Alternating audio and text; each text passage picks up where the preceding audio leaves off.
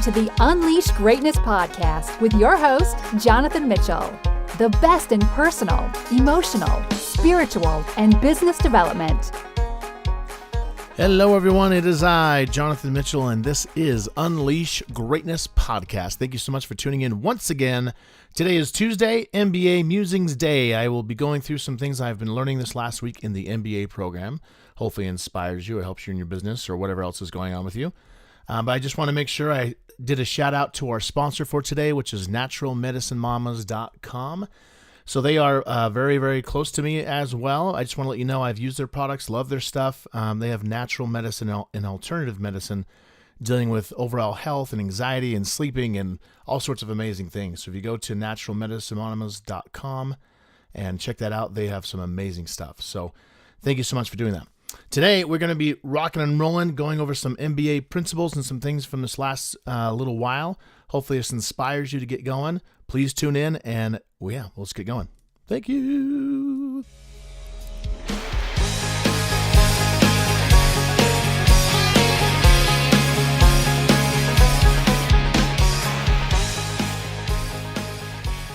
So I thought this first time of doing the MBA Musing, I would just talk about in general why to do an MBA, why not to do an MBA. I mean, there's a lot of reasons to do either one or the other. For myself personally, I love education. I don't like feeling like I'm stagnant in any way, shape, or form. And in the MBA, I knew would take my professional skills and ability to another level. For me personally, one big reason why I decided to go into the MBA, the particular program I'm going into, is very entrepreneurship heavy. And I love that aspect. And it was big because it's obviously in-state, one of the top programs in the state that I live in Utah. So I'm super excited about it. Another big reason why I'm doing it is for the networking. So I've met some incredible people from different backgrounds and for just different circumstances. Some people own their own businesses. Some are up-and-comers in their companies. Some are wanting to be public servants and run for office in the Senate. Like there's some crazy stuff going on, which is kind of fun to be around. I found that, and I've talked about this in the past, that when you're around people who are at a higher game or playing at a higher level, it forces you to play higher with them. Because, no one wants to be the weak link. Everyone wants to be strong and be able to give. And so it's awesome being inside of a team, a class that everyone's so professional and very, very good at what they do. I personally am in a group right now of 5 or 6 people. I think there's 6 total with myself. I might have to bring on them to the podcast sometime and do an interview because I think it'd be fun to introduce them for the MBA Musings section. But they've been nothing but awesome, super professional. We have a blast. We laugh all the time, and we've had a very successful last semester where we have a lot of group stuff, a lot of individual assignments that they've helped me with. It's been very humbling and also very exciting at the same time. So I just completed the first semester, and I don't want to overdo you with all this information, but I just want to kind of give you an overview of my last one. So this last semester, I went through a group dynamics class or a group, how to function healthily as a group, high functioning teams class, which is awesome. And then went through an accounting class, which, numbers are not exactly my strong suit. And I found that out very clearly, but I'm definitely learning, which is good. And then lastly was a leadership class. So it's been a blast to be a part of, and I just wanted to talk about a few things that I learned in probably all of them. So first with the group class, I'll talk about that real fast. I think some of the top things I've found is that the professor was speaking a lot to high performance teams and how to get to the point where you are a high performance team. One of the things he talked about, which I loved a lot, was the importance of roles inside of the team itself. So sometimes you can have a manager who's supposed to be the leader, but they're not always the best leader in the world. They just have their position, but they're not always leading. And sometimes someone who's beneath them in the business structure is actually the leader of the conversation. So it's interesting to have, he just talked about being aware and conscious of what role you do in your teams, whether it's in your family or in your friends or in work or your own business. What role are you taking and who is also doing the other roles? Another big thing he harped on was having someone to be a devil's advocate. This seems to be actually a lot more important than I thought before. So I've always been open to, and I love different mindsets and different viewpoints and different political backgrounds and all that stuff. Like, I love when someone thinks differently than I do. But it's interesting to realize how quickly in business that because of social conformity, people don't want to voice an alternate opinion, because sometimes it could be that the leadership squashes any form of devil's advocating where they don't like to hear any other opinions besides their own. And there's other places where they accept that. Like we talked about Amazon, where devil's advocate is like a very huge part of their culture. So much so that it might be unhealthily on the other side of everyone advocating everyone and nothing can get done because everyone's arguing against everyone else. So I think there's a healthy balance and level between being a devil's advocate. So his point was, when you're in a business or in a business format, whether it's entrepreneurship or otherwise, you always want to have someone working with you who is willing to buck the system and think outside of the box and to look at different things you're not willing to look at. Like, that is their whole entire role in the conversation. So let's just say you have a brainstorming around a marketing a product or a service or your business, or this last year in 2019, everyone has resolutions. You say, okay, what am I going to accomplish this next year? And you come to the table with some ideas. He said, if you want to do resolutions, get a devil's advocate to argue every single point you have, and not for the point of arguing. And I think that's the biggest point of devil's advocate. It's not just to argue.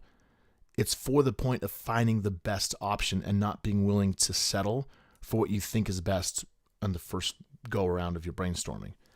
So I want to challenge you that if you are in a group to be aware of that, to be the devil's advocate, not for the point of just arguing different people's perspectives, but being a devil's advocate for the purpose of finding the best option possible or best solution and not being afraid to voice your opinion. So that was huge for me, and I love that aspect. And in fact, going forward, I know that I'm going to be asking people around me, say, okay, I want you to push me on this. I want to find the best thing. Let's find the best solution. I need you to be a devil's advocate. So kind of cool. Accounting. So there's a lot of other things, by the way, in groups I learned. I don't want to talk too much about each one of these because I could go on for a long time, and we don't have all the time in the world. So I want to make sure I'm concise and pretty straightforward. One more thing before I move to accounting, I just forgot, is agendas. I don't know about you, but I hate going into meetings, whether it's for my business or music or for work or whatever, and meetings go on forever. A big influence on making a meeting impactful and quick is doing an agenda. It's interesting to see how much more effective you can be when you have an agenda and everyone's on the same page of what you're there to accomplish, what you're wanting to do in the half hour, whatever time frame you have.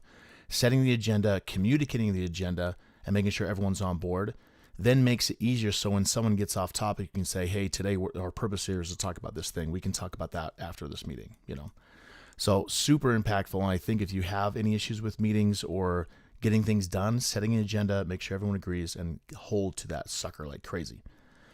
All right, so accounting. I learned a lot about accounting. Actually, it's been more of an Excel, making sure I know what the heck I'm doing with Excel and that kind of stuff. But overall, it's more about just tracking, knowing my numbers. I've realized that with numbers, I've gotten a lot stronger with it over the last few years, but this accounting class definitely kicked my butt in a good way. So I've learned now how to make sure everything's budgeted correctly, that I'm knowing where everything's going. Like, I've created a whole new system for my finances in a way where I know where everything's going in and out, and I know how to track it now to keep track of it easier in a way that's easier for me to track on a week-to-week basis. So that's super exciting. And it's hard to share that. The one thing I would say to you is just to keep track of everything going in and out of your finances, whatever that is, and then start categorizing that. There's other tools online you can use, like there's a website like mint.com, or there's other places where you can hook up your bank account and you can see where things are going. But if you can some way, just keep track every day of saying, okay, I spent this amount of money today, and this went to food, this went to gas, this went to relationship building, this went to my business, this went to whatever, and just start tracking where money went out, and then also track in your life where money comes in, whether that's from your work, from a side hustle, from your business. Just take a look at where things are going and start keeping track of where that is. If you do that for a month, it will change drastically how you function with money, just because you'll be aware of what's going on instead of letting $10 here go to iTunes for whatever reason, and $50 go here for some subscription, I mean, you'll start finding leaks pretty quickly once you become aware of it. So that's my challenge to you, is just track everything in and out and see where you're at after 30 days. I forgot to mention as well, I can't believe I skipped this, was my marketing class. So I love marketing, going into marketing for the focus, which I'm super excited about. Had some amazing speakers come into our class, talk about YouTube and videos and how to create a marketing branding strategy. It was way, way cool.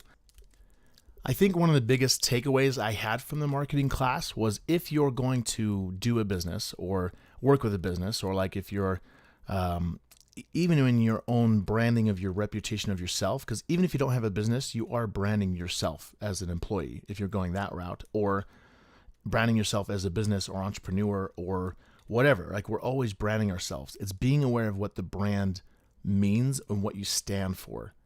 So some examples, I mean, everyone always talks about, in this conversation, they talk about Nike, they talk about Apple, and all these other, amazing examples of what branding looks like. And there's arguments to the other side where it's branding to where people don't care about the brand, they just care about the products because of usually the price point. But the biggest thing I would say is pay attention to your brand. How do people interact with you or your business? What exactly is it that you stand for? So I'll give you some examples of like a personal brand.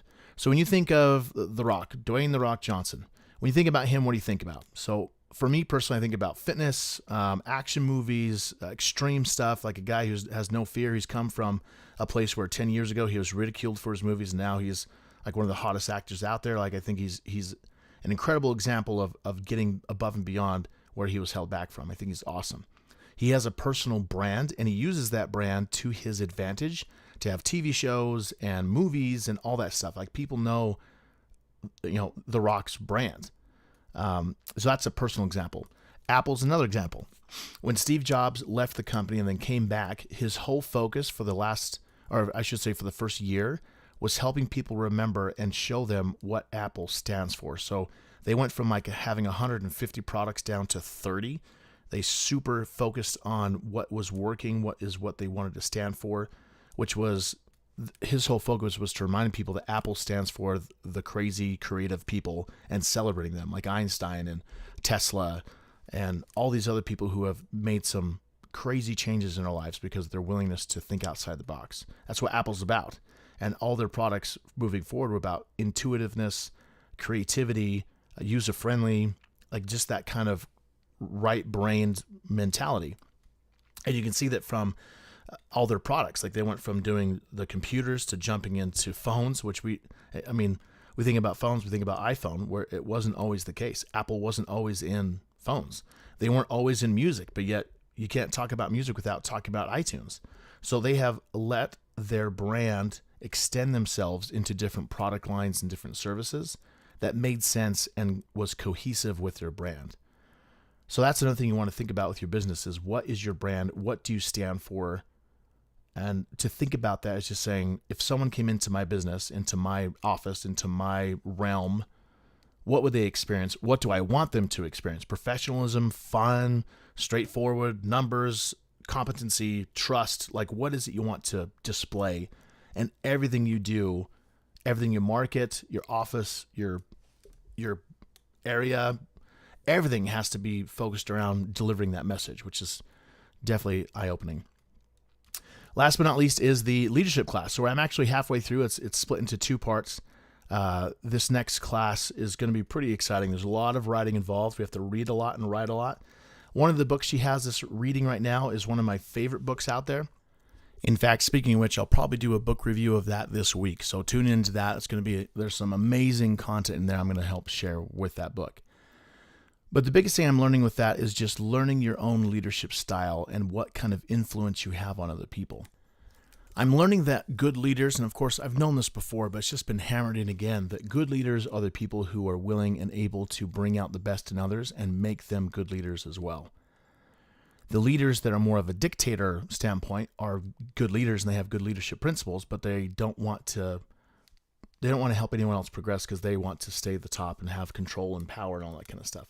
It's interesting to see how you give power to other people to become better, whether it's in your business or as in a job or whatever, that they actually trust you more and want to work with you more, as opposed to trying to control. It's just very intriguing.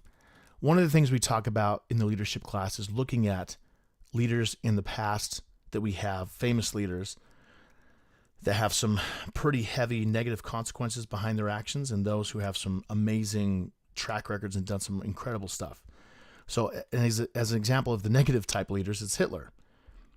It's incredible to look at, and just so you know, I'm not a Hitler fan. I'm not trying to vouch for him or say anything else except for looking at why he was so successful at being who he was and creating the Germany that he did. Like he did some amazing things to do that. Were the results amazing? Absolutely not. But what he did to do that shows some strengths that he had as a leader, which is, it's just kind of crazy. You can't look at the other side and not be willing to look at, okay, he was really good at this. Of course, the consequences and the results were horrible and horrific and the worst this world has ever seen. But you still look at him going, how did he do that? But then you also look at the other side. You look at the people like George Washington and Eisenhower and all these other people, John F. Kennedy.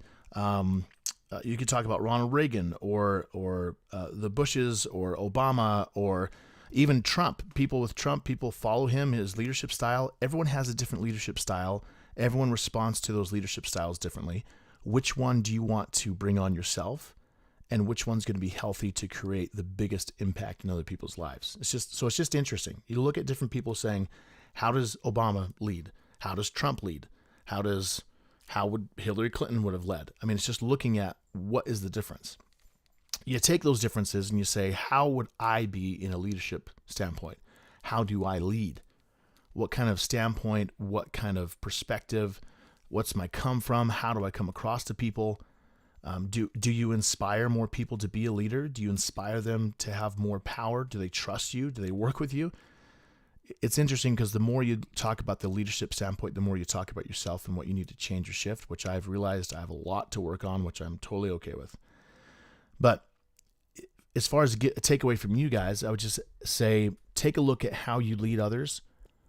Be brave enough to ask the people that you may lead in your own family, in your friends, in your side hustle, in whatever capacity you take in leadership. Do they feel empowered? Do they feel inspired? Do they feel happy?